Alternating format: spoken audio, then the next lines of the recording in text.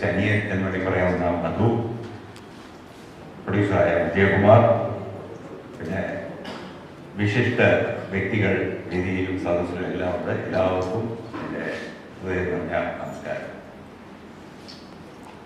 ഞാൻ ആദ്യം തന്നെ ഒരു ചെറിയ ക്ഷമാപണത്തോടെ തുടങ്ങട്ടെ. കാരണം സാധാരണ രീതിയിൽ ഞാൻ എപ്പോഴും വളരെ ക്ഷേമം ചെയ്ത് സുന്ദരനായി നടക്കുന്ന ഒരാളാണ്. സുന്ദരമാക്കി സ്വയം പറഞ്ഞതാണ്.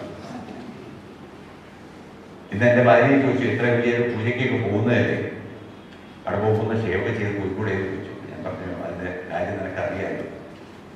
കാര്യം എന്താണെന്ന് വെച്ച് കഴിഞ്ഞാൽ എനിക്കൊരു ഭാഗ്യം സിദ്ധിച്ചിട്ടുണ്ട്. ഈ വരുന്ന 22-ാം തീയതി മുതൽ ഒരു പടം തുടങ്ങുന്നു. ആ പടത്തിനകത്ത് ശ്രീനാരായണ ഗുരുവിന്റെ ഗുരുദേവന്റെ വേഷം ചെയ്യണം. അപ്പോ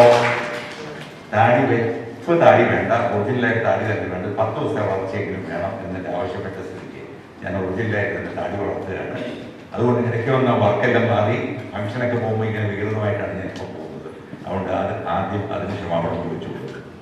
രണ്ടാമത്തെ കാര്യം, ഒരു പൂജ അറ്റൻഡ് ചെയ്യുക, ഒരു വിളക്ക് കത്തിക്കുക എന്നൊക്കെ പറയുന്നത് ഒരു വലിയ കാര്യമായിട്ട് കാണുന്ന ഒരു വ്യക്തിയാണ് ഞാൻ. ഒരു നിർമ്മാതാവ് എന്ന നിലയ്ക്ക് തുടങ്ങിയിട്ട് ഇന്ന് ഒരു നടനായിട്ടാണ് നിങ്ങളുടെ മുന്നിൽ വിൽക്കുക.